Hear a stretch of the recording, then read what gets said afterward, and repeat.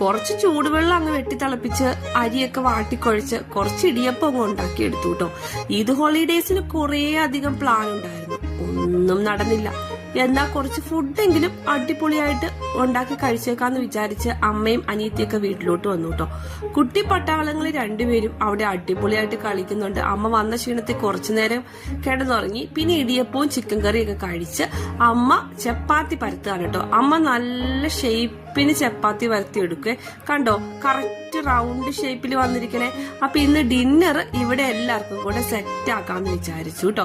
ചപ്പാത്തി ചുട്ട് കഴിഞ്ഞ് നല്ല പച്ചക്കപ്പ നന്നായിട്ട് പുഴുങ്ങി ഉടച്ചെടുത്തു കേട്ടോ. നമ്മുടെ ഇവിടെ അങ്ങനെ ഒറിജിനൽ ആയിട്ടുള്ള കപ്പ കിട്ടത്തില്ല, അപ്പൊ നമ്മൾ ഫ്രോസൺ കപ്പ മേടിച്ച് പുഴുങ്ങി എടുത്തതാണ്. ഇതിന്റെ കൂടെ നല്ല മുളകിട്ട ആവോലിക്കറിയും കിളിമീൻ ഫ്രൈ ഒക്കെ കൂട്ടി എല്ലാവരും കൂടെ കഴിച്ചു കേട്ടോ. പിന്നെ കുറച്ചു നേരം ബേബിയുടെ കളിയൊക്കെ കണ്ട് അങ്ങനെ ഇരുന്നു. അമ്മ വന്നു കഴിഞ്ഞാൽ അടുക്കളയിൽ അമ്മയ്ക്കാണ് കേട്ടോ പണി. പിന്നെ ഞങ്ങൾ എല്ലാരും കൂടെ ഷാർജയിലുള്ള മലയാളി പള്ളിയിൽ പോയി കുർബാനയൊക്കെ കണ്ട് നേരെ അനിയത്തിയുടെ വീട്ടിലോട്ട് പോയി. ഇന്നത്തെ ദിവസം അങ്ങനെ തീർന്നു കേട്ടോ. നാളെ തിങ്കളാഴ്ചയാണേ, ഡ്യൂട്ടിക്ക് പോകണമല്ലോ.